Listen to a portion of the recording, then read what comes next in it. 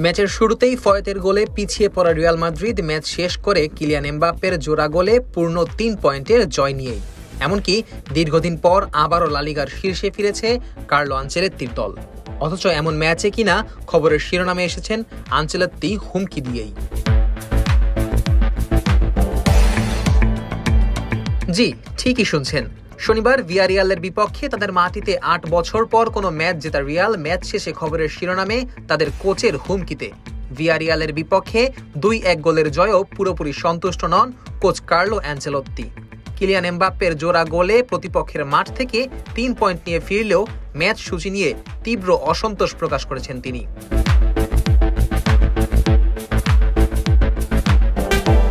আসলে রিয়াল বসের ক্ষোভের কারণ এই ম্যাচের সময়সূচি। মাত্র 3 দিনের ব্যবধানে দুটি গুরুত্বপূর্ণ ম্যাচ খেলতে হয়েছে দলটিকে।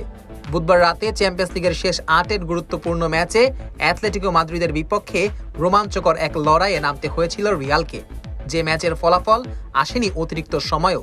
শেষ পর্যন্ত ট্রাইব্রেকারে জয় পায় রিয়াল।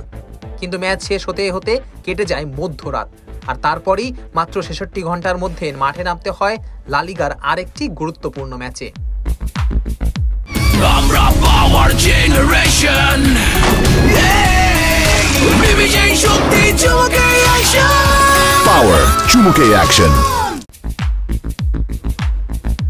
স্বাভাবিকভাবেই এতে ক্লান্ত হয়ে পড়ে খেলোয়াড়রা, আর তাই ম্যাচ শেষে আনচেলত্তির কণ্ঠে শোনা গেল ক্ষোভ। সংবাদ সম্মেলনে তিনি স্পষ্ট জানিয়ে দিলেন, আজই শেষবারের মতো 72 ঘন্টার কম বিশ্রামে আমরা ম্যাচ খেললাম, এরপর আর নয়, প্রয়োজন হলে ম্যাচ বয়কট করব।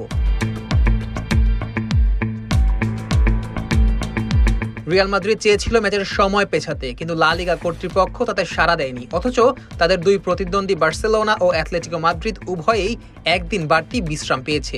ফলে আনচেলত্তির দাবি, বিষয়টি শুধু শারীরিক ক্লান্তির নয়, এটি দলটির প্রতি অবিচারও।